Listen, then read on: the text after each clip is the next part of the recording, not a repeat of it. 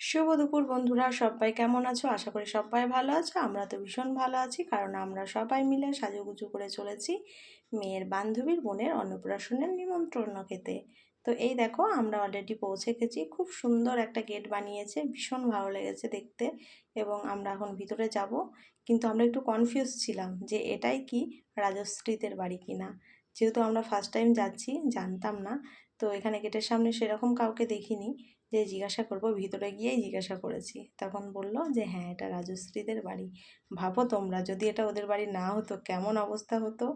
যদিও আইডিয়া লাগিয়ে চলে গেছিলাম যে এই দিকেই বলেছিল যেহেতু, তো সেহেতু যাক, ঠাকুরের কৃপায় সঠিক জায়গাতে এসে পৌঁছে গেছি। আর এই যা গরম, এর মধ্যে এই যে কুলারও এনেছে, স্ট্যান্ড ফ্যান এনেছে, তার সাথে লস্যি দিচ্ছে। লস্যি তো খেতেই হবে, এত গরমের মধ্যে লস্যিটাই খুব ভালো লেগেছে। বিশ্বাস করো, আমি তো 2 কাপ খেয়েছি, এতটাই ভালো লেগেছে।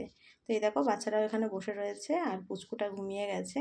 তাকে দেখলাম, ওর মায়ের সাথেও কথা বলেছি। এখন আমরা খেতে বসে গেছি, কারণ আমরা গেছি অলরেডি অনেকটা দেরি করে। এখানে প্রায় ম্যাক্সিমাম মানুষের খাওয়া দাওয়া কমপ্লিট হয়ে গেছিলো। তো তাই আমরা দেরি না করে আমরাও খেতে বসে গেছি, যেহেতু বাড়িও ফিরতে হবে, কারণ বিকেলে মেয়েদের পড়া ছিল। তো অলরেডি দেখো, এখানে চিকেন সাটে দিয়ে দিয়েছে। তো এখন খাওয়া দাওয়া আমরা শুরু করছি।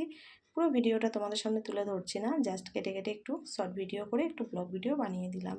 তো এখন আমাদের এখানে চলে এসেছে ফ্রায়েড রাইস চিকেন। ও, ফ্রায়েড রাইস আমার ভীষণ প্রিয়, বিশ্বাস করো। তো চলো আমরা আরামসে খাওয়া দাওয়া করি, তোমরা ভিডিওটা দেখতে থাকো, আর কেমন লাগলো সেটা জানাতে ভুলবে না। আর এখন খাওয়া দাওয়ার পরে আমরা আর এখানে একটু ওয়েট করে তারপরে বাড়ির উদ্দেশ্যে বেরিয়ে পড়লাম, কারণ বিকেলে শ্রেয়সীর পড়া ছিল, সমিলি ছিল না। কিন্তু আর দেরি করলাম না, যেহেতু সন্ধেও লেগে যাবে।